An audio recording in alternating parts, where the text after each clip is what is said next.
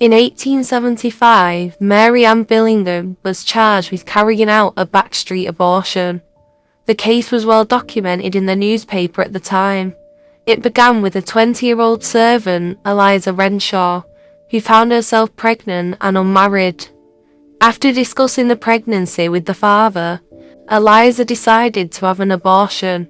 She sought out Mary Ann Billingham, who gave her a small amount of brandy and used an unknown instrument to perform the procedure.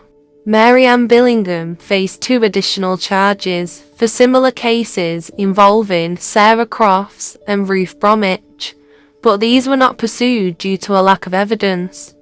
Ultimately, Billingham was sentenced to 20 years of penal servitude. It was reported that she left the dock unaffected. However, Mary Ann gave a different account, claiming that the procedure was performed due to the woman's health conditions, and that it was an act of kindness, not malice. Mary Ann spent 8 years in Millbank and Woking prisons.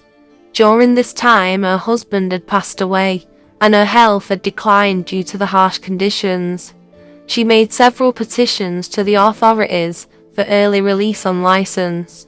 Her requests were granted in 1883, allowing her to live freely, but with strict conditions that, if broken, would result in her return to prison to serve the remainder of her sentence.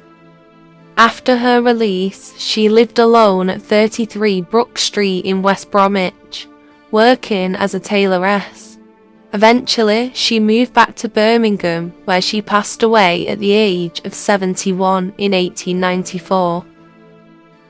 In 1882, Margaret Muldoon, a mother of 1, was convicted of attacking Annie Hens in Liverpool, injuring her eye with a knife.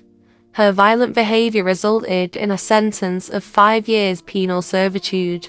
The judge, remarking on the growing number of violent assaults committed by women, stated that they had never been as rampant as they were at the time.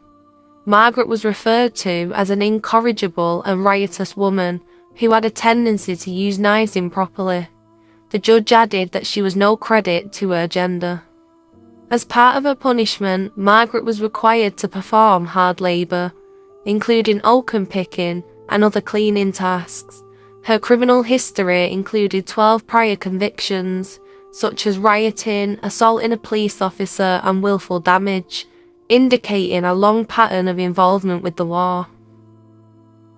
Margaret spent some time in Liverpool and Millbank prisons before being sent to Woking. Throughout her sentence, she kept in contact with her mother and husband through letters. After serving 2 years, Margaret was released on licence and sent to a refuge in Finchley, where she had to adhere to strict conditions, including avoiding any association with prostitutes or thieves, and leading an honest life. Her good behaviours allowed her to leave the refuge in 1885. So what did Margaret do after leaving? Margaret returned to Liverpool, though her son had tragically passed away during her time in prison. She went on to have several more children, with the 1911 census noting that she'd given birth to 7, but 4 had died. After her husband's death, Margaret took to selling fish on the lively streets of Liverpool. She passed away in 1927.